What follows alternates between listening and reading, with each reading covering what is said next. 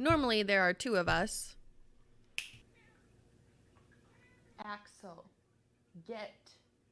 lay down, please, buddy. I love you. Stop. No. Lay down.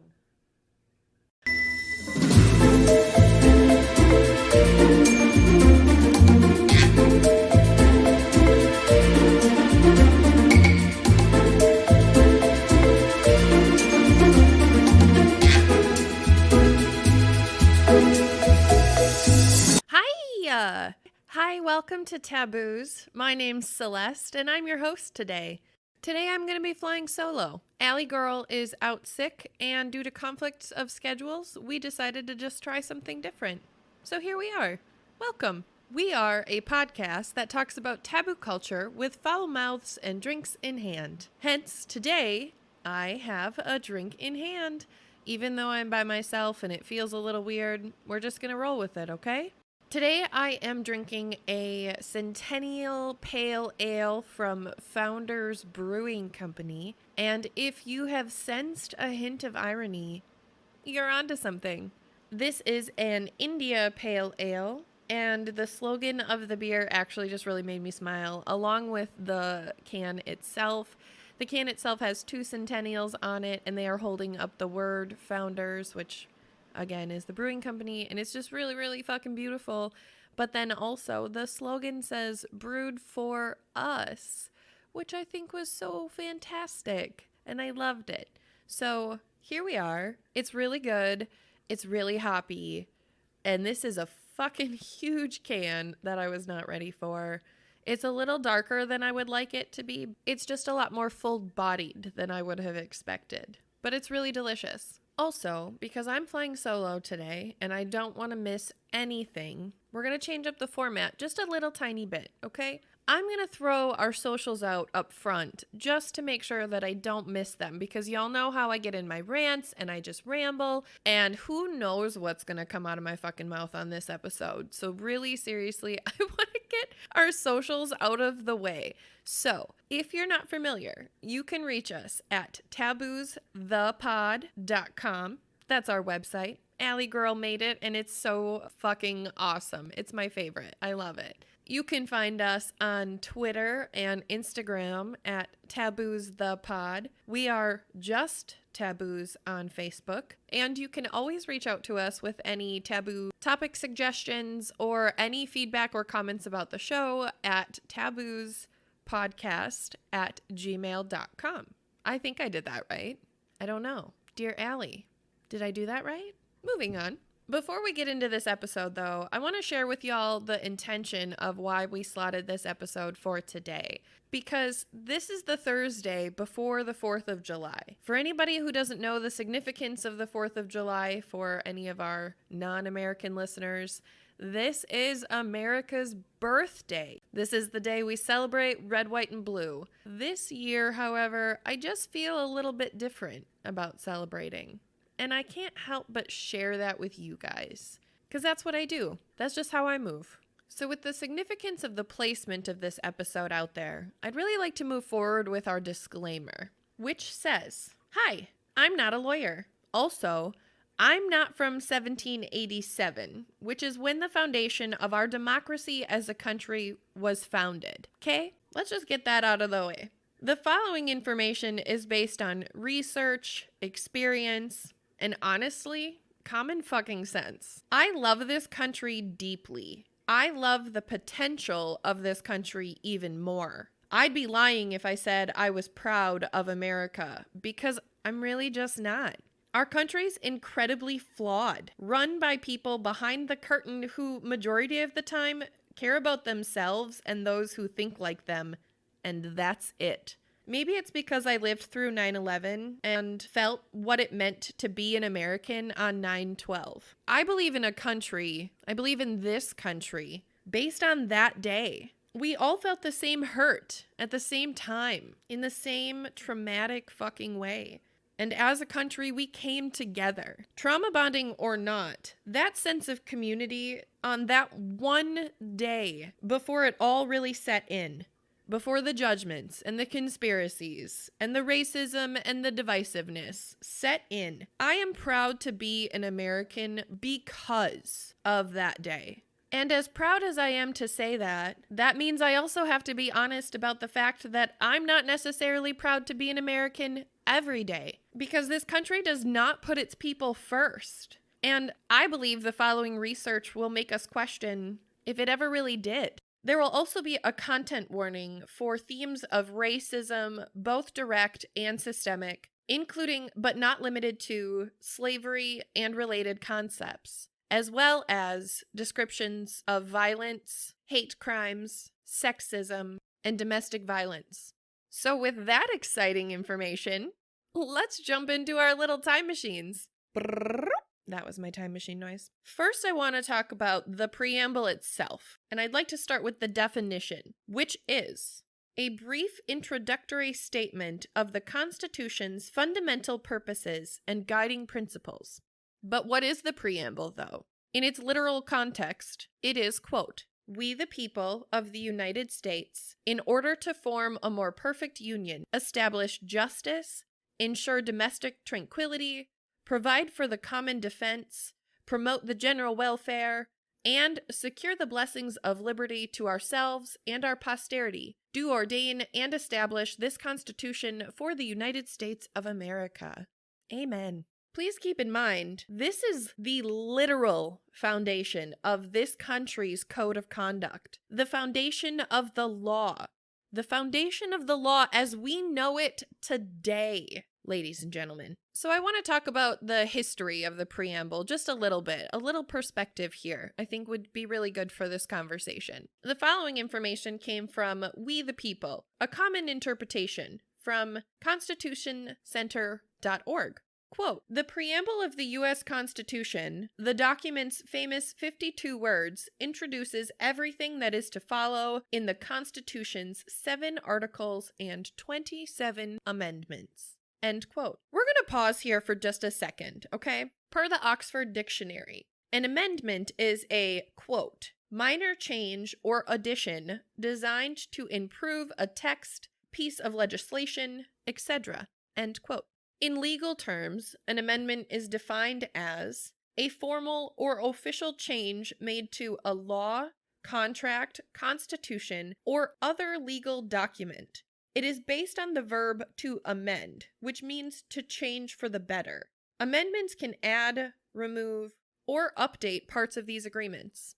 End quote. I just want to point out the difference there. The difference between the word amendment and the actual definition of the word as it relates to the law don't seem to have the same contextual implication. Let me clarify my thought here. Per the dictionary, in the fundamental word, a minor change to improve a text, meaning to make better, right? However, as it relates to the law, it is only specifically called out as a formal or official change made to a law or contract or what the fuck ever. Isn't it weird that when we bring actual legality into the concept of an amendment, it isn't also very clearly laid out that the word itself is to imply improvement? Are you scratching your head a little bit? Because I am. So let me share with you my definition of amendment, because I don't think it's the same, even though it is the same. So really, in Celeste terms, they're the legal version of both a public apology for wrong done, just as much as they are a Band-Aid solution. Please don't hear me minimizing their importance, however. They are important, incredibly fucking important, in fact. But just like all wounds, they must be assessed. Band-Aids only work for scrapes and cuts. Band-Aids do not work for bullet holes. And that's what we as a country have. We have so many bullet holes. And we only are talking about 27 Band-Aids. You guys. What? Okay, leaving that there. Back to the preamble. Most importantly, I'd like to point out that the preamble declares who is enacting the Constitution, meaning the people of the United States specifically. Quote, "The document is the collective enactment of all U.S. citizens. The Constitution is," inner quote, "owned, so to speak, by the people, not by the government, or any branch thereof. We the people are the stewards of the U.S. Constitution and remain ultimately responsible for its continued existence and its faithful interpretation. End quote. That sounds wonderful, doesn't it? Doesn't that sound like we have so much power? You and I have so much power to make decisions about what happens in our country? Let me ask you, dear listener, when was the last time you felt like you really got to make decisions about what happens in our country? What happens in our states? What happens in your state? Maybe even what happens in your own community. I'm just saying, this Constitution is written in verbiage that makes it sound like we the people really have the power. But do you feel powerful? I don't. So actually, some interesting facts about the preamble's upbringing, if you will. There was a real debate over the way that the preamble was to begin. The founding fathers inserted the language at the Constitutional Convention by the quote-unquote Committee of Style. Shout out to PR teams repping rich white dudes since 1787. Quote, it was between, inner quote, we the people of the states of, end inner quote, followed by the listing of the 13 states. For a simple practical reason, this was vetoed. The con to this, in all honesty, the reason they didn't go forward with this, was because it was unclear how many states would actually ratify the proposed new constitution. End quote. So really, other than being a PR stunt, the naming convention was especially prevalent as it relates to Article 7, which declared that the Constitution would come into effect once 9 of the 13 states had ratified it, aka accepted it via vote. Quote, as it happened, 2 states, North Carolina and Rhode Island, did not ratify until later, when George Washington had been inaugurated as the first president under the Constitution. End quote. Because of the uncertainty of reach of power, the Committee of Style thus could not safely choose to list all of the states on the preamble. So instead, they settled on language of both aspects that were on the table at the time, ending with, quote, we the people of the United States. End quote. Shout out to the birthplace of the term United States. That's really fucking cool, actually. However, quote, we the people of the United States strongly supports the idea that the Constitution is for a unified nation rather than a treaty of separate sovereign states. End quote. We need to take a small Celeste timeout, okay? Celeste sponsored timeout. Here we go. Just 1 second. Bear with me. I must interject. I really fundamentally love this. The ideology and intention of unifying our country for the betterment of its people is what I personally align with. I fuck with that heavy, okay? However, quote unquote, our country means something different depending on who you ask, both in 1787 and in 2021. Quote unquote, we the people has always meant we the white people. How do I know that? Let me tell you. Simply because it was written by fucking white people. You guys, come on. Come on. We gotta be smarter than this. Don't take my word for it, though. I'm happy to support this position. So let's do that now. Time in. Let's talk about some rich white men.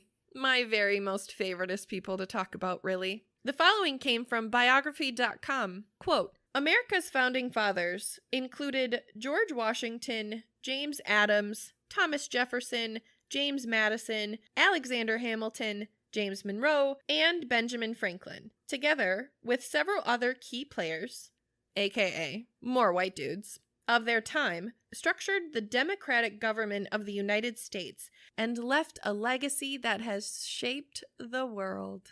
End quote. Disclaimer before we move forward, honestly, I gotta get this out there. We have to acknowledge what these men did for government, for politics, and as a principle of society, okay? That's huge, amazing, incredible. Holy shit, really seriously saying those things. Dudes came together and really created this beautiful core concept.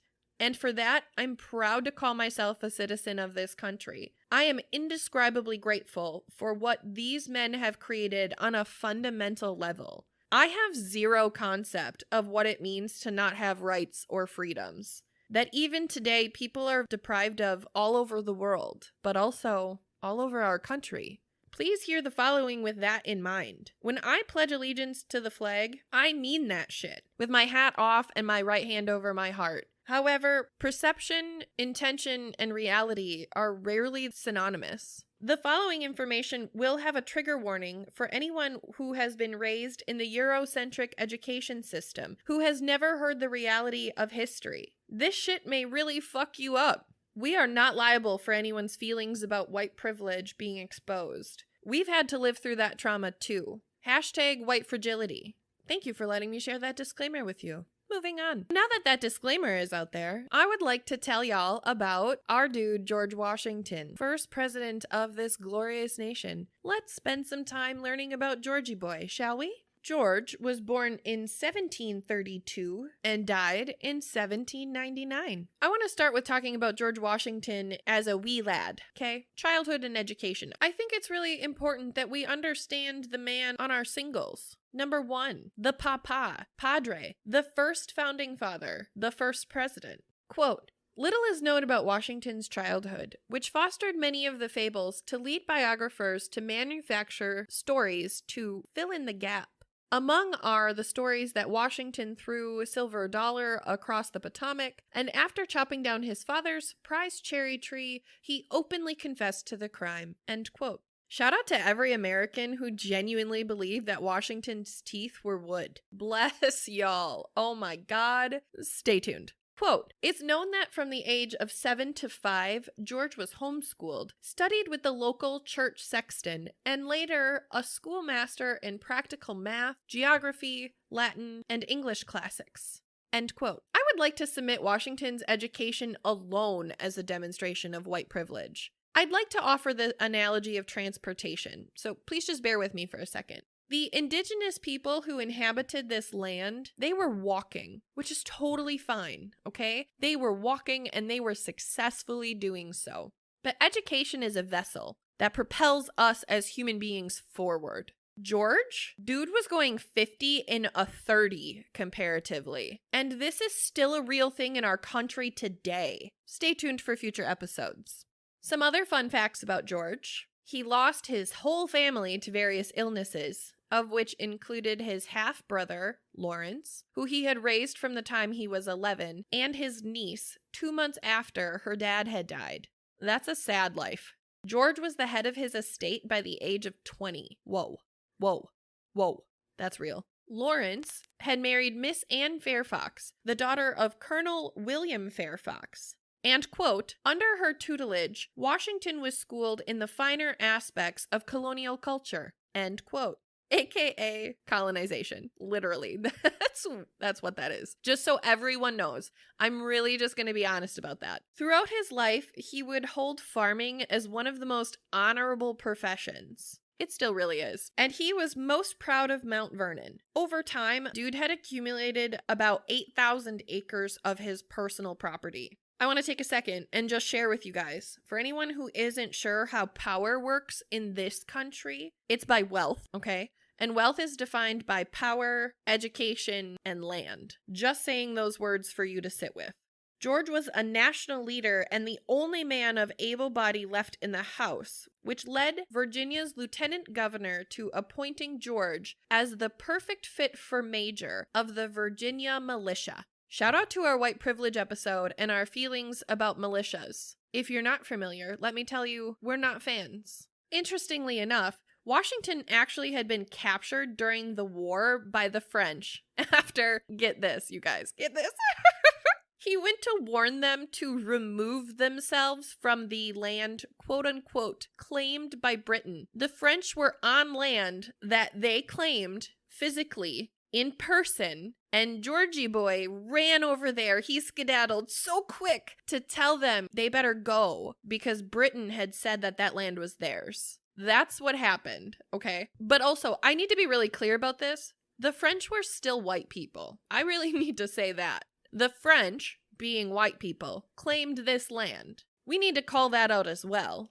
It wasn't their land to claim, saying those words. But anyway, the French politely refused. George went and tattled to the colonies that the French didn't want to move, so they decided to go bully their way onto the land because that's what they do best. Hashtag colonization in practice. This attack started the French and Indian War, interestingly enough. The French counterattacked, and honestly, they whooped ass. And they took Georgie Boy prisoner. But don't fret, Britain bought him back. That's called privilege. After he got back from being captive, he was made commander of all of the Virginia troops at the age of 23. I'm not sure why that would be a good decision, but it happened. The reason I'm not sure why it was a good decision is because he failed real bad at this job, and he was sent home after 2 years. He was sent home with dysentery, but also he really was not good at this job, you guys. Quote, in 1758, Washington returned to duty on another expedition to capture Fort de Quince. I might have said that wrong. I'm really sorry. Which was still held by the French.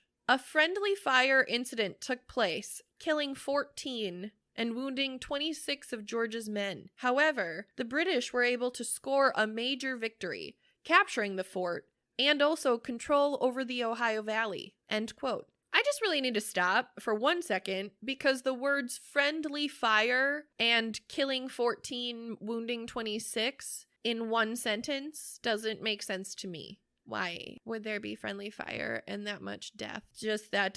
I don't get it. Pacifist checking in. Cool. Moving on. Quote, Washington retired from his Virginia regiment in December of 1758. His experience during the war was generally frustrating, with key decisions made slowly, with poor support from the colonial legislature, and poorly trained recruits. Washington applied for a commission with the British Army, but was turned down. In 1758, the same year that he retired from being an unsuccessful war guy, he returned to Mount Vernon disillusioned. The same year, he entered politics and was elected to Virginia's House of Burgesses. End quote. So he couldn't cut it as a war guy, so he became a suit guy. That's what happened. So 1 month after leaving the army, he married Martha Dandridge Custis, who was a widow who came with a shit ton of everything, you guys, including an 18,000-acre estate, from which Washington personally acquired 6,000 acres. Whoa. Allow me to offer a little perspective here. That's a lot of land, without question. However, I want to take a real sidestep really quick. We're from Wisconsin, and in our state, one of the most recognizable tribes is the Menomonee Indian tribe. So the following information came from Menomonee-nsn.gov. The Menomonee tribe has inhabited the areas now recognized as Wisconsin, Illinois, and Michigan for over 10,000 years. Holy fuck, you guys. Okay? That's so long. That's just so long. Just in case anybody's curious. Quote, at the start of the treaty era, in the early 1800s, the Menomonee occupied a land base estimated at 10 million acres. Oh my God. Speechless. Absolutely fucking speechless. Let's go back for 1 second. Just pause. If land equals power, George Washington had 18,000. The Menomonee Nation was 10 million. Okay. Just saying that power structure dynamic right there, flawed. And they knew it. Quote, however, through a series of 7 treaties entered into with the U.S. government during the 1800s, shout out to our Thanksgiving episode, the tribe witnessed its land base erode to a little more than 235,000 acres today. Oh my God. Their whole people, their whole culture, their whole religion, their whole everything, you guys, cut down to 235,000 acres. Let's just throw out a real quick role play, okay? I just want to do this with you guys really quick. Normally I would do this with Allie, but she's not here. So let's do this together. We're going to be buying a lottery ticket. And you know you're guaranteed a fucking winner. You get to choose. Are you choosing the $10 million lottery ticket? Or are you choosing the $235,000 lottery ticket? Taxes and exclusions apply. I'm serious. Which ticket would you rather fucking win? Okay, good talk. Back to George and his wife and all their fucking land. He also adopted her 2 children, which at the time was absolutely not the norm, which gives me some hope that George might have actually been a good dude with good intentions, no matter how misguided they were. So George has a shit ton of land, right? Yeah. You know who works the land? I'll wait. Quote, Washington kept over 300 enslaved people at Mount Vernon. Please note that this article said enslaved people every time the term slave was being referenced, which is a way of making white people feel better about slavery. To make the word slave sound as demonized as it is, they talk about enslaved people instead. They claim that it's more inclusive, but also it just makes them feel better about the fact that slavery ever was a thing. Just leaving that fun fact there. He was said to have disliked the quote-unquote institution of slavery, but accepted the fact that it was legal. End quote. Interesting, then, isn't it, that the language setting the precedent of how our country was to move forward with all men as equal, that black men specifically were excluded.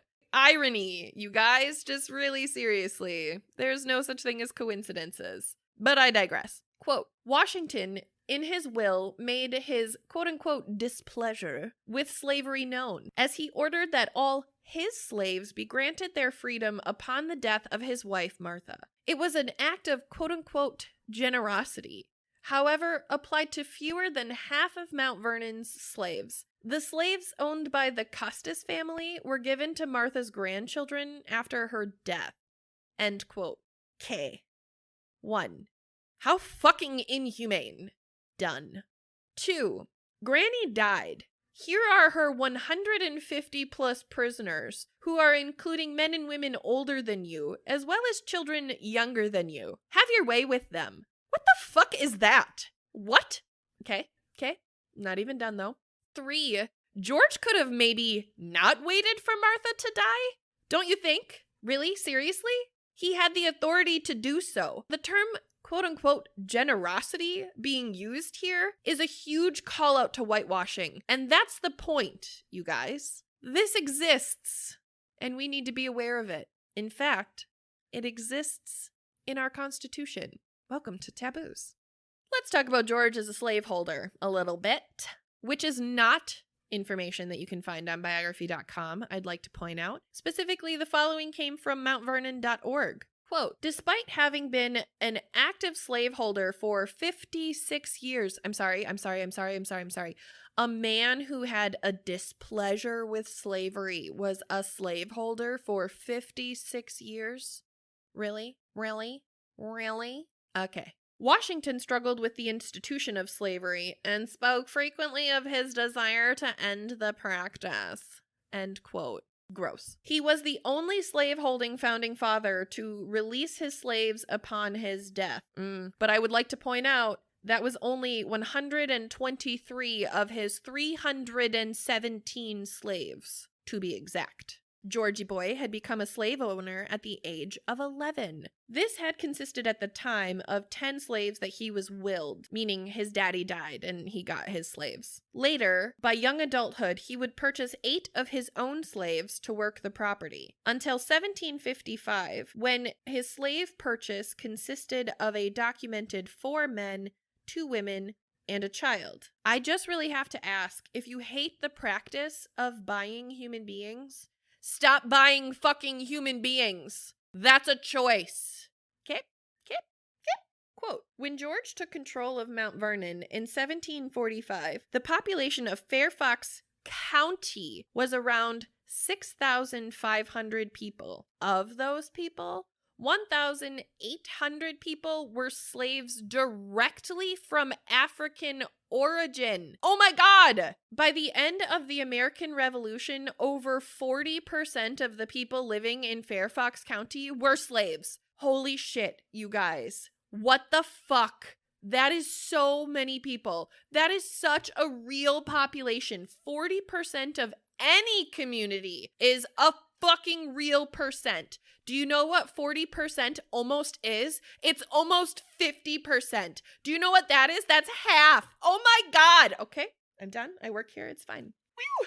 Quote, the threat of physical and psychological violence underpinned slavery. End quote. Duh. You want to know why? 11-year-olds were left in charge of fully grown human beings. How do 11-year-olds assert dominance? Violence. This becomes a trained and embedded behavior in the psyche of white people to come for more than 400 years, you guys. So fucking terrible.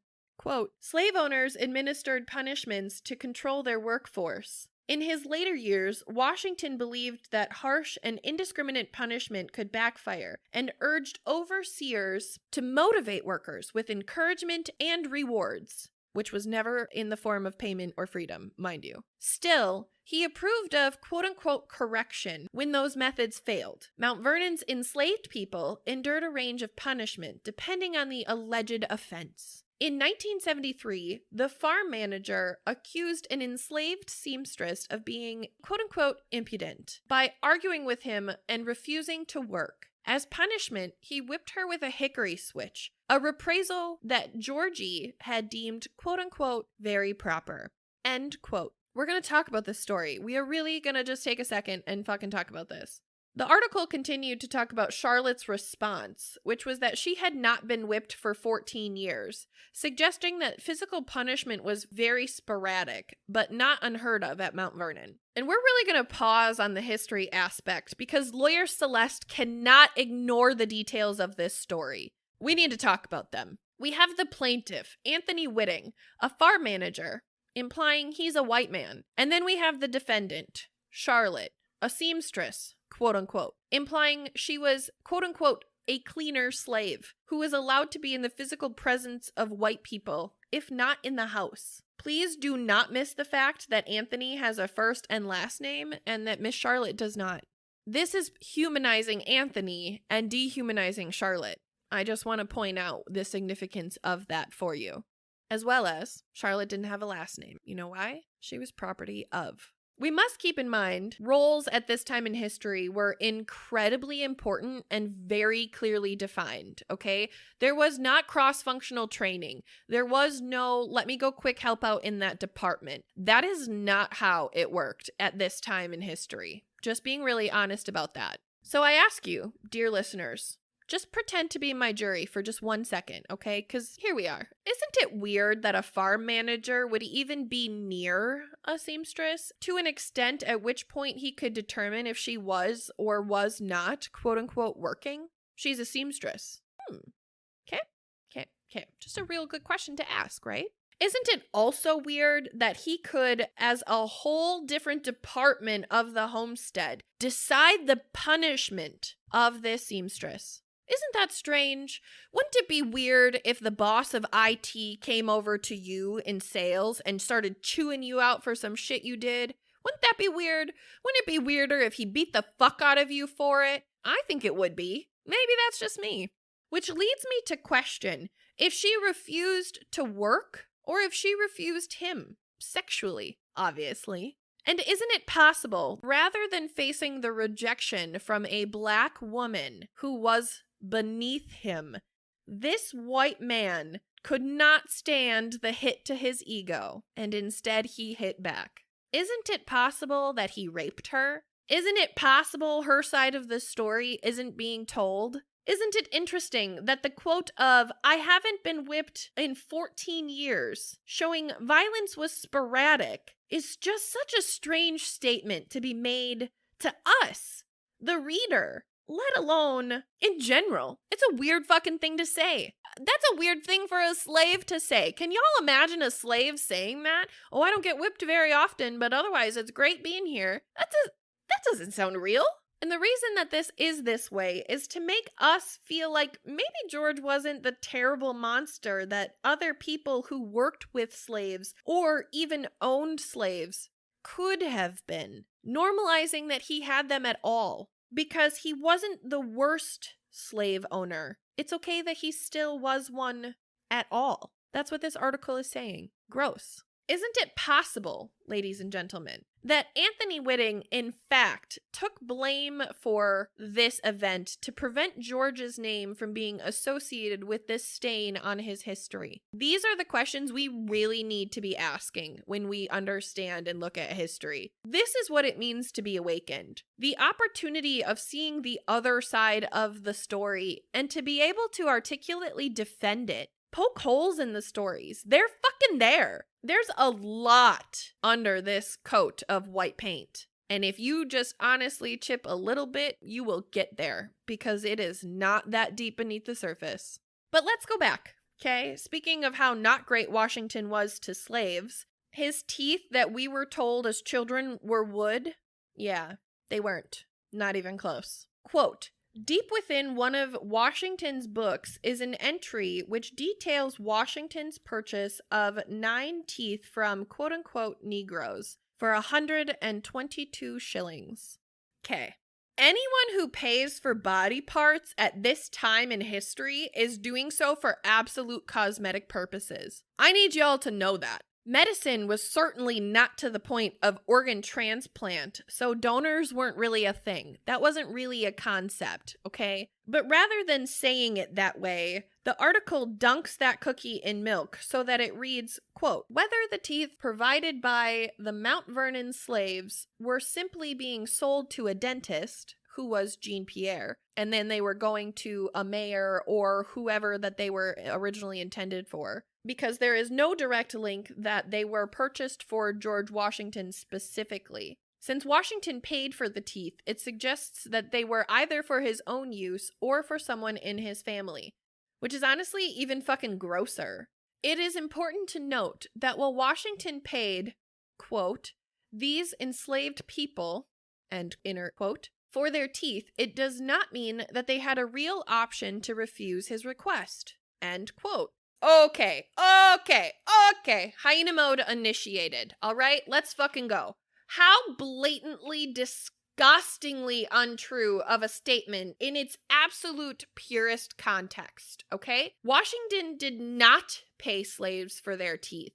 Because as a slave, remember how they didn't get paid? It was so much deeper than that, you guys. It wasn't just the lack of wages. Slaves of any and all color were used by white people in the fullest extent of the fucking word. If humans are mechanical, white people have defined slaves as junkyards. Spare parts open for the taking. While white people couldn't fully monopolize the indigenous population by force, they resorted to kidnapping humans from Africa and bringing them here to be sold as property. Do you know what we call that today?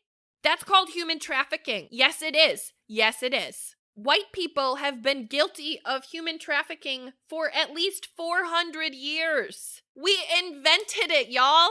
We established the empire that is the most vile trade that exists in humanity today. We have to take accountability for that. That is a wrong that must be undone. And honestly, I don't even know that it really ever can be undone. But shouldn't we at least try to work toward being better? Collectively? Are you proud of that as a white human being? I'm not. Which is why I'm here, which is why we are having this conversation the Thursday before the 4th of July, saying something has to change. Because even just simply put, the first person we ever trusted to represent this beautiful country, its land, and its people, while having the audacity to use the words, quote unquote, we the people, as a quote, declaration of who is enacting this Constitution, the people of the United States, end quote, was vile enough to purchase a human being's body parts purely for aesthetics? Ladies and gentlemen, I submit to you that we the people means that our country was literally founded in legislation as only white people, and as such was born systemic racism, meaning our country will forever be broken as long as the preamble remains in place, because we the people are not equal by the legislation fundamentally. We the people must be equal is the mindset that we need to have to create real change.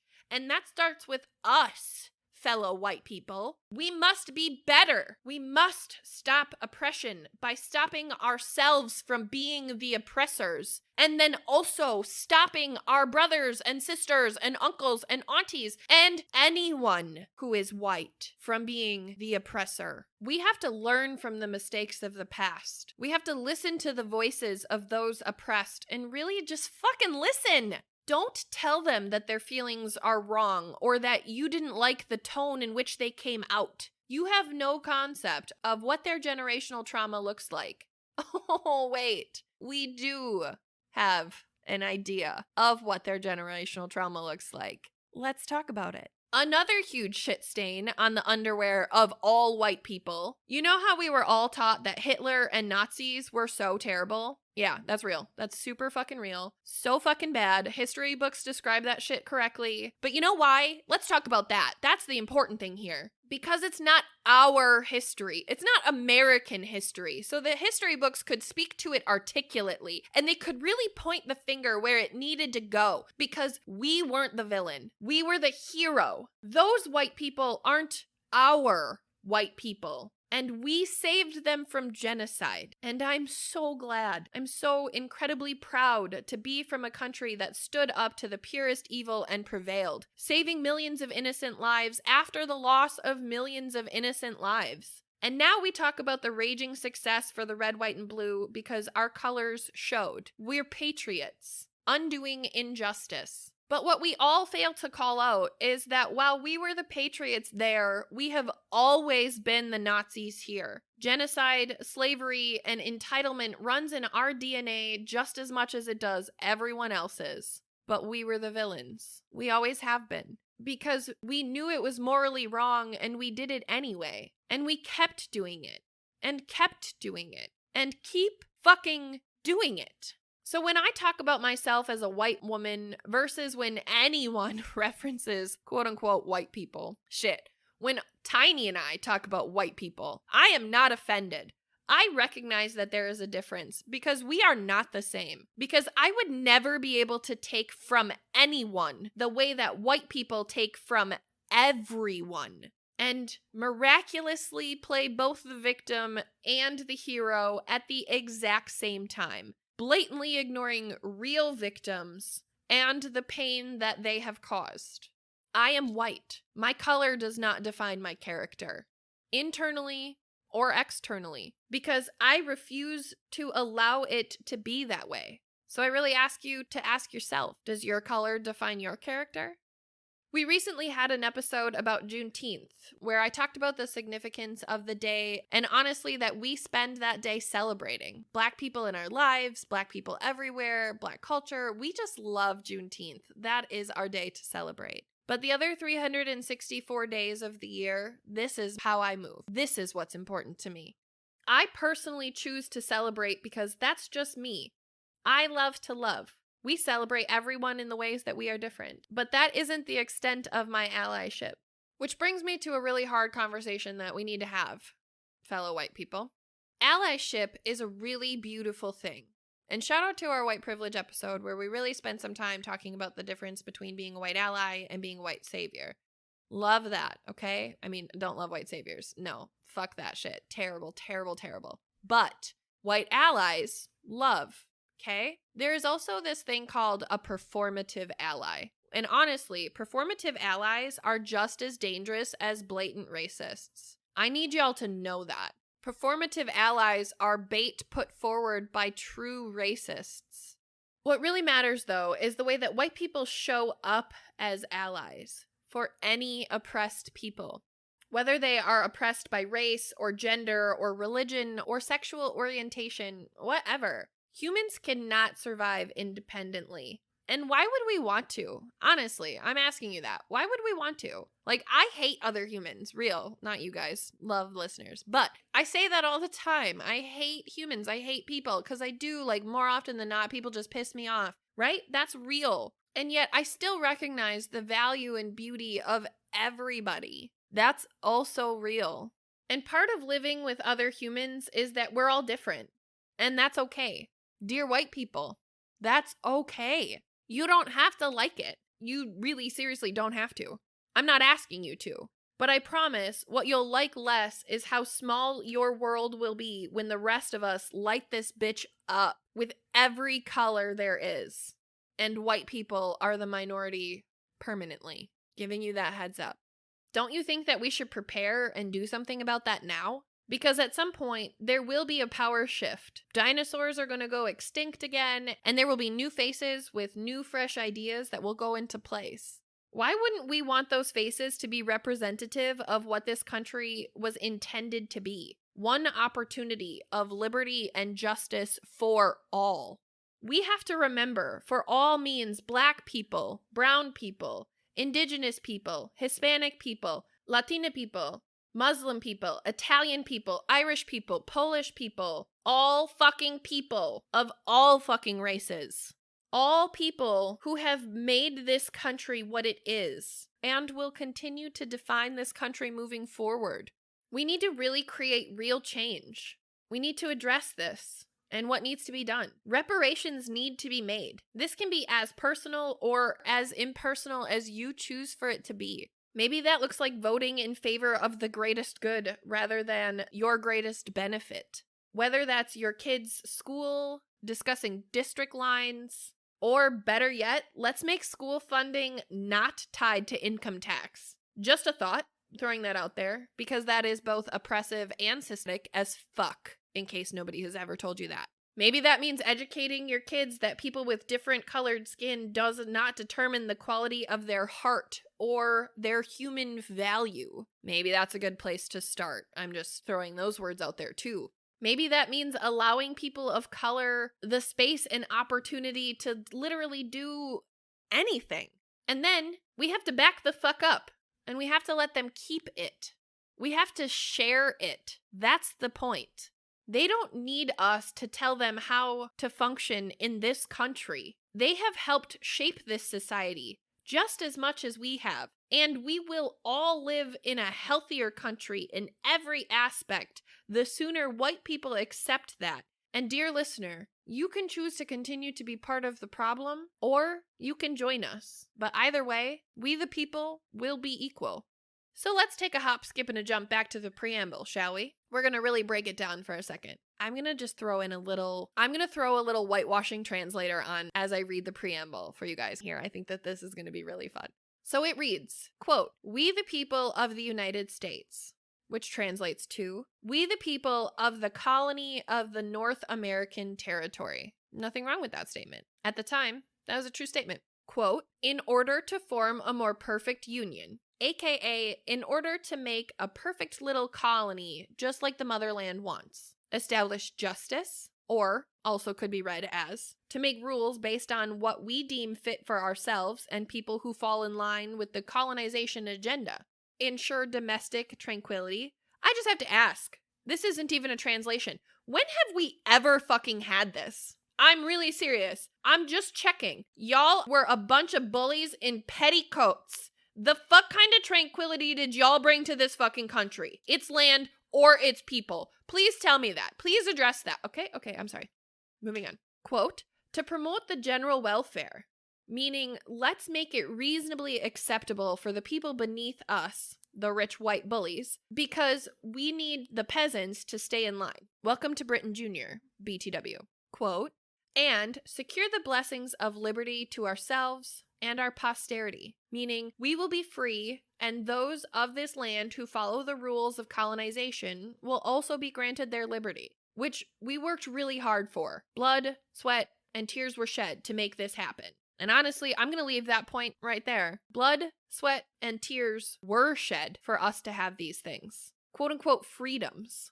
And the premise of our country as we know it today. Regardless of which side of history you're familiar with, this is the shred of truth that must be highlighted and never ever forgotten. This line within our country's history, this line of the preamble, is the shred of truth that makes it a true document, honestly. Quote, "Do ordain and establish this Constitution for the United States of America." End quote. And then they all looked at each other and said, "Look, fellas, we made a country."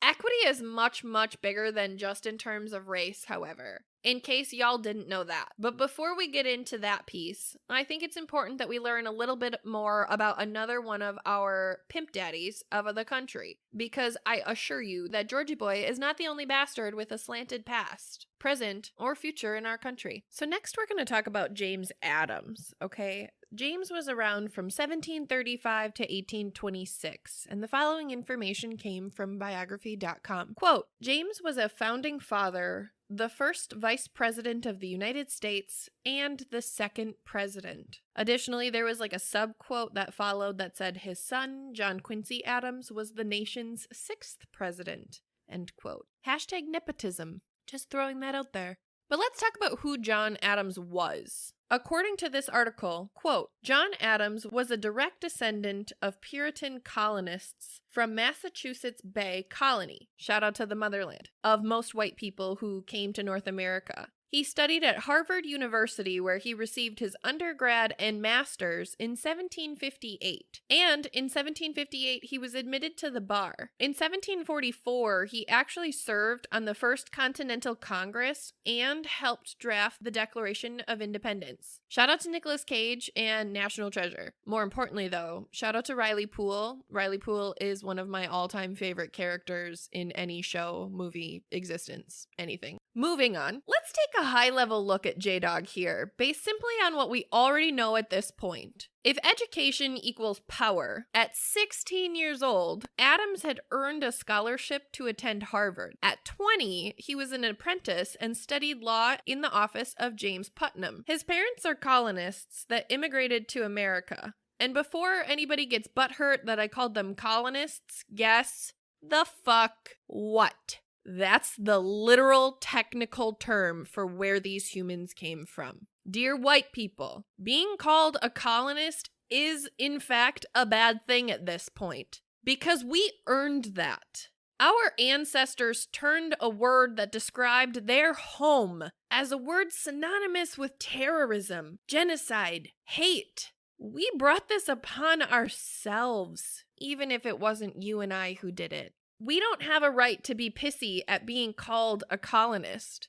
Don't like it? Be better. Don't be racist. Be anti-racist. Be an ally. Wake the fuck up. Call out whitewashing and white privilege where you see it, and know how to read between the lines to discover the truth for yourself. But because John Adams' mommy and daddy were from the colonies, guess who was raised speaking the language of colonization? J-Dog. Not only were they from the colonies, they were fucking loaded, okay? Quote, Susanna Boylston Adams was a direct descent of the Boylstons of Brooklyn, a prominent family in Massachusetts. So just like recapping real quick, he's rich, white, and was raised by colonists. Amazing how that sounds like a statement that could be used to describe white privilege centuries later, isn't it? Oh, so great. Let's talk about J-Dog's professional past a wee bit, shall we? In 1765, Adams aligned himself with the Patriot cause, which we are going to identify as quote-unquote Americans. Initially, as a result of his opposition to the Stamp Act. Quote, he wrote a response to the imposition of the act by the British Parliament, titled, inner quote, Essay on the Canon and Feudal Law, and inner quote, which was published as a series of 4 articles in the Boston Gazette. In it, Adams argued that the Stamp Act deprived American colonists, meaning patriots, of the basic rights to be taxed by consent and to be tried by a jury of peers. End quote. This means that he fought for taxes to be something that Americans had a right to keep the money that would otherwise be collected as tax on things like legal documents, newspaper, and playing cards. Important work. However, 2 months later, Adams also publicly denounced the act as invalid in a speech delivered to the Massachusetts governor and his council. What a spineless, ass-kissing waffler. That is what that is. That is like some Brett Favre level shit right there. In 1770, Adams put his... Shout out to Brett Favre. And anybody I just offended with that statement. There's a very clear generational line as to Brett Favre fans and non-Brett Favre fans, so we'll see who gets at me for that one. In 1770, Adams put his legal degree to use as he agreed to represent the British soldiers on trial for killing, quote, 5 civilians in what became known as the Boston Massacre, end quote. Time the fuck out. The second president of our country defended terrorists of America who killed American citizens infamously. Okay? Like, seriously, you guys. He's basically the Robert Kardashian of 1770, okay? That's what's going on right now. Quote, he justified defending the soldiers on the grounds that the facts of a case were more important to him than, inner quote, the passionate inclinations of the people, end inner quote. Meaning, he couldn't have cared less that American citizens were demanding justice for the murder of our people by the exact oppressors that they were running away from when they moved to this country. Awesome. And doesn't that sound familiar? Shout out to the birthplace of removing humanity from a courtroom, and also to setting the precedence forever that cases are to be determined on quote-unquote fact, which is amazing. However, when the fact is that terrorists murdered Americans today, we deployed troops for years and years and years, regardless of fact, and that's called hypocrisy. Additionally, when the fact is that someone you love was taken from the world unjustly, it makes you angry. And as humans, we want justice. That's really normal. In fact, it doesn't even have to be as extreme as removing someone from this world. It could be something as simple as you kicked my dog. That was like a famous fucking video for the longest time. People get angry about that shit. And they are entitled to justice. So shout out to the birthplace of silencing the voices of victims and their family in the name of, quote unquote, the law. Quote, he believed that every person deserved a defense, and he took the case with no hesitation. During the trial, Adams presented evidence that suggested blame also lay with the mob, meaning American citizens, that had gathered, and that the first quote unquote soldier, aka terrorist, who fired upon the crowd, again being American citizens, was, inner quote, simply responding the way anyone would when faced with a similar life-threatening situation, end quote. Sit with that, people. Shout out to the birthplace of the following: justified police shootings, scummy defense lawyers, victim blaming built into the law as it relates to domestic, policy, and terrorism. And also everything else. Okay? Cool. We've established that. Everything that is fucked about our country was pretty much born right here. Yep. That's what I'm getting to. Welcome to this episode. We're just gonna stop here because the rest is history. Georgie Boy and J-Dog became little colonistic friends and they had a gay old time. Here's the question I'd like to pose about our faith in John Adams' character as it relates to the foundation of our country, however. What if someone of John Adams' character were the president now? Would we trust them? Would we want such a historical flabby fish flopper to be making executive decisions about emotional things? Emotional things like the Orlando shooting. Are we seriously gonna trust a man who is so inept to humanity that he was willing to put American citizens at fault for a terrorist attack? Really seriously, is that someone who you would want to be making decisions about our country today? I'm asking you that. And what if the decisions weren't even that drastic? What if it was about something else emotional, like gay marriage or trans rights, like anything related to the entire alphabet mafia or children or victims? You know, humanity type shit. The humanity of our great fucking nation, you guys. Why would we want that influence to be ingrained in the foundation of our people today? I just had to ask that question. And I had to ask it before we move on to our last president that we're going to talk about, specifically as it relates to this research and the point that I'm going to make. We're going to talk about my dude, Alexander Hamilton. And I only say he's my dude because of Hamilton. Thank you. Alexander Hamilton was around from 1755 to 1804, according to biography.com. So let's talk about Hammy here for a second. He was born in the British West Indies. Please note that there is a legal stipulation that the president must be quote-unquote American-born. Shout out to checking the birth certificate. LOL. But anyway, this is actually important because although Hammy was not ever the president of our country, he was recognized as a founding father, meaning, really, he was the first token non-colonist.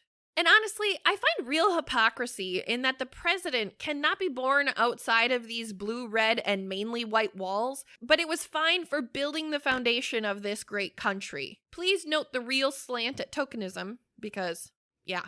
But also, please don't hear this as me being unopen to diverse thoughts, okay? Welcome to Taboos. We are all about diverse thoughts here. I just really think that there's real hypocrisy there that should be called out. Hammy here had a really rough upbringing. The story is really fucking unclear. I legitimately spent like 20 minutes trying to figure it out, and I even created like a little family tree, which Allie and I would be talking about right now if she were here, so this is me telling you I even created a little family fucking tree because I'm psycho like that, but I still couldn't figure it out. So here's what I can tell you. Hammy's mom's name was Rachel Fawcett Levine, and she was married several times and had several sons with different men, which at the time was literally the worst thing that a woman could do, just live her life.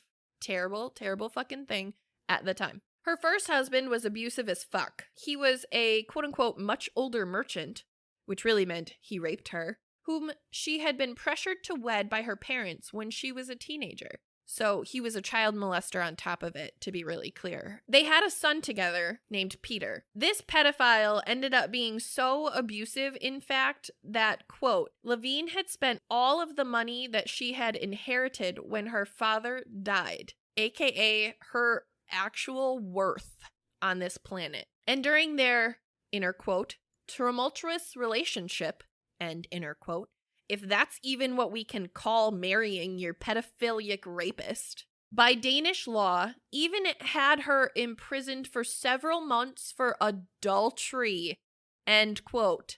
AKA, that could literally be anything. If you want to think about it and let me know the possible scenarios that you've come up with in your creative thinking as to why her asshole husband would imprison her for adultery, what the real motives behind that could be, you're certainly welcome to let me know. Otherwise, let's move on. Warning. Sarcasm is embedded in the following. Quote, when she was released, instead of returning to her husband and son, the, inner quote, independent-minded Rachel, end inner quote, fled the troubled marriage and moved on to St. Kitts, end quote. Really? Bitch ran for her fucking life, bro. Good for her.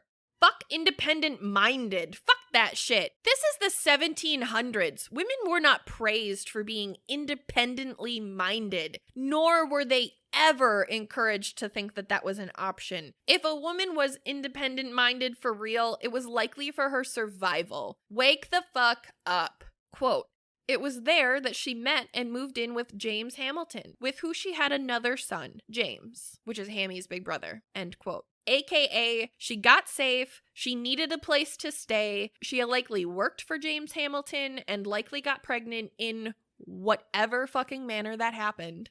But please note, in 1753, women do not get to be quote-unquote roommates with men. This is not news. Quote, after moving back to St. Croix, James Sr., inner quote, abandoned the family, end inner quote, when Hammy was a boy, leaving Rachel and her sons impoverished. This tells me there wasn't much family in this family at all, for the record, because really, seriously, he left them high and fucking dry. Quote, and also, this would literally be the cornerstone for the way that people recognized Alexander Hamilton moving forward in his life.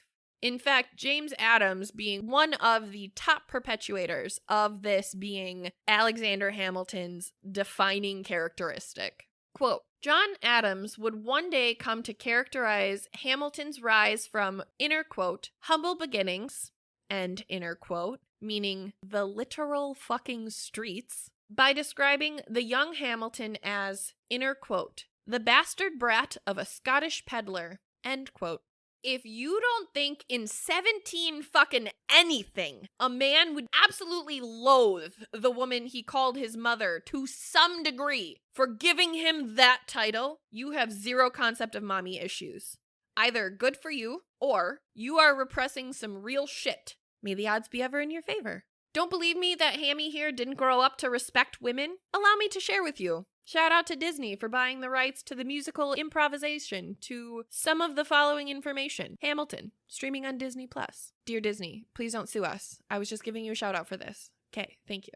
Quote, on December 14th, 1780, Hamilton married Elizabeth, aka Eliza Schuyler, the daughter of Revolutionary War General Philip Schuyler. End quote. I need to stop here for one quick second. There are historians out there who would argue that Eliza truly was the love of Hamilton's life, okay? I am not here to rain on the parade of love. If this was real love or not, I can't say. And because I love love, I have to preface the following out of respect and gratitude for all that I love and the love in my life. Shout out to the universe and the way that that works. Sappy serious over. Moving on. I think it's weird as fuck that the dude happened to quote unquote fall in love with the daughter of the general of the Revolutionary War in 1780. Love was not a factor in marriage at this time by any stretch of the imagination. If you got married for love in the 17th century, you were a lucky sumbitch, okay? The reason the love thing comes up, though, is because it's the whitewashing way of justifying and accepting Hamilton into the group. She was his ticket into the original Good Old Boys Club, you guys. You don't think a man raised by the streets and a mother who's been abused his whole life doesn't know how to swoon a 1700s woman? Really? Quote, by all accounts, they, inner quote, enjoyed a strong relationship throughout their marriage and would have 8 children together. End inner quote. Hold that thought. We're going to come back to that later. Despite the revelation that Hamilton once conducted an, inner quote, extramarital affair, end inner quote, with a married woman named Maria Reynolds. Hammy's affair with Reynolds is considered one of the first sex scandals in our country's history. End quote. Ladies and gentlemen of the jury, before we call to the stand Miss Maria Reynolds, I'd like to submit the question. If Hammy really loved Eliza so much, isn't it weird that he'd cheat on her, mother of his 8 children, proof of their consistent and physical quote-unquote love? But really, do people who truly love their partners cheat? Or maybe they truly do love their partners, but cheating immediately tells me that there is no one he loved more than himself. People who love and respect you would never intentionally make the choice to cheat. And I don't know who needed to hear that, but I'm being really serious. People who intentionally choose to cheat do not love you, not more than they love themselves. But the plot thickens. Bum, bum, bum. I would like to now call Miss Maria Reynolds to the stand. The following information came from an article titled Alexander Hamilton's Adultery and Apology from the Smithsonianmagazine.com. Quote, revelations about the Treasury Secretary's sex life forced him to choose between candor and his career. End quote. Let me tell ya, okay? Any man who has come up from the streets to a seat of real power, no matter how tokenistic, values nothing more than his career. Men kill for much less than money and power and respect finally earned after a life of poverty, okay? So please do not underestimate Hamilton and his actual motivators. I would like to throw out a disclaimer for the following. The following alludes to graphic content and imagery. Trigger warning ahead.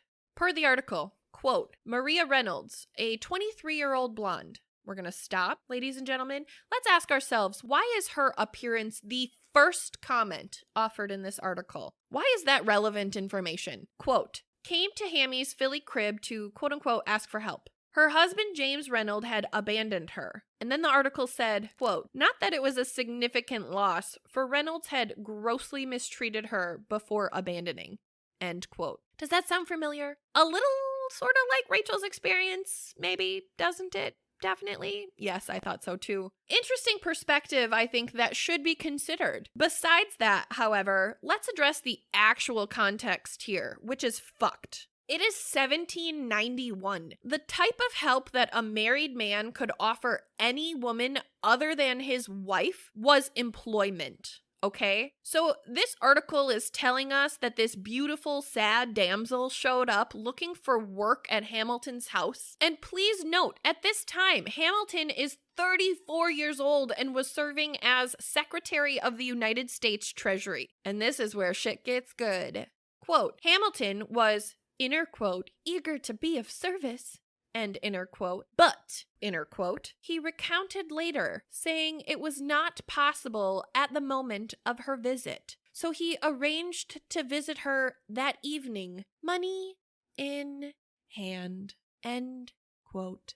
Okay, so you don't need to think like a lawyer, or honestly, even like a hustler, to know that every part of that quote was fucking yucky, gross. Good men who respect women do not only do so under the guise of nightfall, especially not with free money in fucking hand. You guys, oh my god, we have to be smarter than that. Quote, when he arrived at the Reynolds home, yes, I did say that, her house, he arrived at her house. She has nothing. Why in the fuck would the Secretary Treasury of our country go to this literally poor abuse victim's house at night if he really wanted to fucking help her? If he really had integrity and character the way that we would expect a founding father and leader of this country to have. But I digress. Quote, Maria led him upstairs into a bedroom, end quote, which is so fucking subjective, where all battered women bring politicians with integrity to discuss business, obviously. Quote, a conversation followed, at which point Hammy, inner quote, felt certain that other pecuniary consolation would be acceptable, end inner quote, to Maria Reynolds, end quote. Ladies and gentlemen, the word pecuniary means relating to or consisting of money. Alexander Hamilton told this woman he felt certain that he could offer her comforts other than money after refusing her money in broad daylight, after hearing her story, after seeing her sweet 23-year-old face desperate for help. Men with integrity who value and respect women never offer their cock as consolation for your husband beating you and leaving you to die. Okay? Okay. If she consented to this, that's an entirely different conversation. But one could think of a similar strong nobody who hated his mommy. Ed Gein raped and killed women who reminded him of his mommy, and we call him a predator. We sure as shit did not put his face on money. I'm just saying, perspective is important. Always.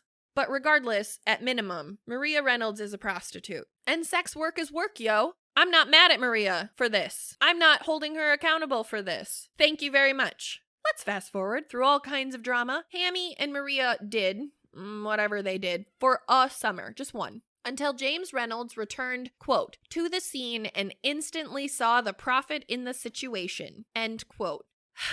I think it's really interesting that her abusive ex came back and saw the opportunity for blackmail, and no one thought that that was fucked. But also, his motives could be any of the following. Exhibit A. James Reynolds could have not been a terrible dude. That's entirely fucking possible. Maybe they made him the villain throughout this whole story to deflect from the fact that Hamilton here is really a shady fucking dude at minimum. Maybe James came home from work and found Hamilton raping his wife, and Hamilton paid him for his silence. They were broke, you guys. That's not a stretch. Exhibit B, extortion. James was a piece of shit, according to this article. Maybe he came home and saw consensual or non-consensual somethings and said, pay me or I'm telling your pal Georgie boy. You know, your boss, the president.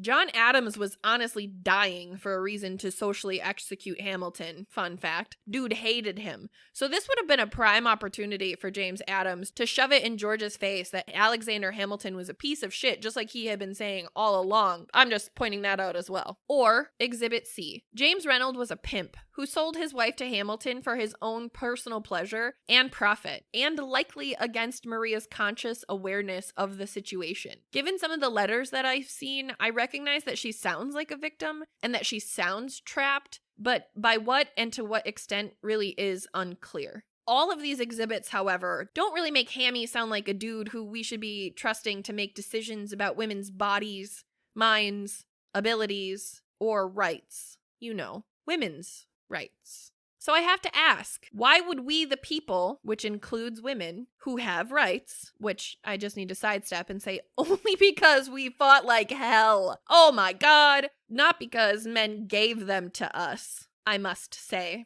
Trust a man, like this man, in any of his potential scenarios with establishing the foundation of anything that would pertain to us. Why would we trust this motherfucker? Why? I'm really asking you, dear women. Why would we trust this dude to make decisions about us and our bodies? I'm really curious. There was additional drama with Hamilton and Eliza and their 8 trophies of love, which included a very fucking lovesick letter that people like to talk about Hamilton sending to Eliza, and there's a whole historical perspective there. But if you want to hear about that, if that's interesting to y'all, let us know. You can shoot us a tweet and we will share that side of the story and maybe some bonus content. With that said, as a feminist, I believe in equity for all, regardless of race, regardless of sexual orientation, regardless of being a woman, and regardless of being a man. But ladies and gentlemen, throughout this whole episode, I've demonstrated to you that the foundation of our country as we know it today was not built for all races. It was not built for the LGBTQ plus community. It was not built for women. The foundation of our country was built to serve rich, white, straight, cis men. And I actually found this quote today while I was doing just some fucking around on the social medias, and I really wanted to share it. This quote is from Tom and Lorenzo on Twitter, and it really spoke to me for this episode. It says, quote, "When powerful white men use words like lynching and witch hunt to describe their perceived persecutions, it's because there are no historical analogs to white male persecution." End quote. There's no term for it because historically, there is no such thing. You guys, really seriously, historically, there is no such thing as actual accountability for the actions and misleadings and failures and broken promises and hurt and terrorism and genocide and hate and divisiveness that has been caused by white men in this country leading up to this point. And you know what? Okay, what's done is done. We've assessed the case. We can make a verdict to recognize the reality of the past, to own the choices of shitty human beings who came before us, you guys, the people. And we can demand more. We can expect more. We deserve more. As the people. In order for that to happen, though, we have to knock it all down and come together as the people with the understanding and expectation that we, the people, must be equal. And I rest my case. But now back to reality. I'm sure that a lot of you are out there thinking, okay, Celeste, but then what? Or how in the fuck would that even work? Shout out to Allie. She's fucking thinking it right now, you guys. Telepathy, okay? And I'm gonna tell you honestly, I don't have a fucking answer. And also, that's not my fucking job. That's not my goal here. My goal is to make you question what you perceive as truth, as just, and as an opportunity for something better. Because why wouldn't we want that for everyone? The system we live on was built.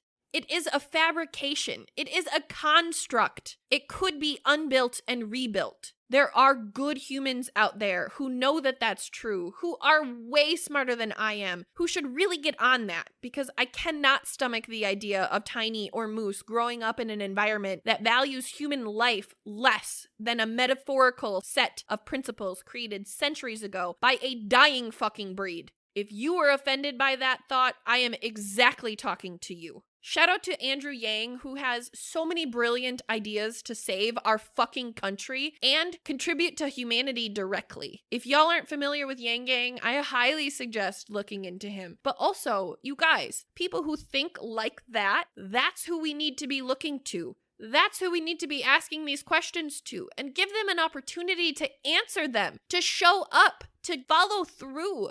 Not all politicians are crooked and shady and meant to destroy us as a country. Not all of them are like that. Spend some time to find the good ones and then back them and support them. Demand more. Really, seriously, we have to do it together. And with that, dear listeners, my call to action for you on this one is to really ask yourself, Are you proud to celebrate our country the way that we culturally are taught to now with this information? Or are you pissed? Do you feel robbed of the image of freedom that you conceived in your head before this point? I know I did, and I still am pissed. And this is what I can do about it. And that's all I can do. And I'm okay with that because now your eyes are open. My voice isn't the one you need to hear. It's the people. You, me, we. And the people are tired of serving a country that they built, that they pay for, that they've died for, that in return promises freedoms that never ring true, half-assed solutions that are amended, and that can be taken away at any time by any individual state. That's not a country I'm proud of. And we all have to come to the conclusion of, collectively, that rich white men have been fucking this up long enough. Someone else needs the fucking stage, or shit will never, ever change. I need you to sit with that,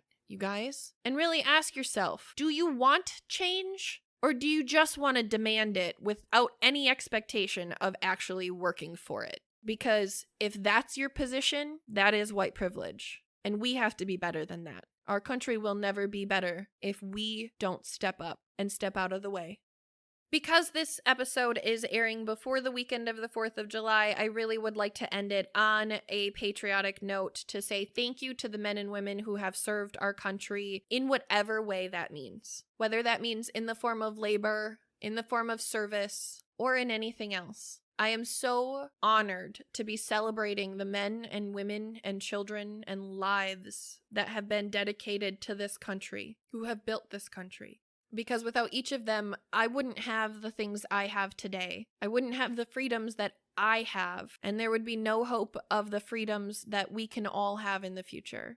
So with that, I ask you guys to celebrate safely, be kind to one another, put sunscreen on your kids, be empathetic and compassionate to any neighbors or family members that you might have who are veterans who may have a really hard time with the fireworks. That's a huge call out that I also wanted to make before this episode wraps up. So please just be aware of your surroundings and others, and again, celebrate, but really ask yourself, what is it that you're celebrating? Don't just do it blindly. And on that note, you guys, don't forget, do you and be taboos.